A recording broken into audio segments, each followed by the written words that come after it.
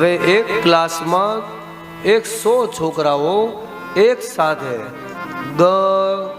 ગધેડાનો ગધેડું આવી ગયું બાપુ.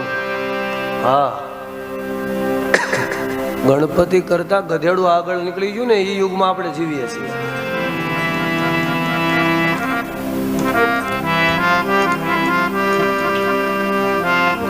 કાઢવા વાળા સફળ થયા છે, પણ જો હિન્દુ જાગૃત હશે તો યાદ રાખો કે સંસ્કૃતિ ભૂહા હે નહીં.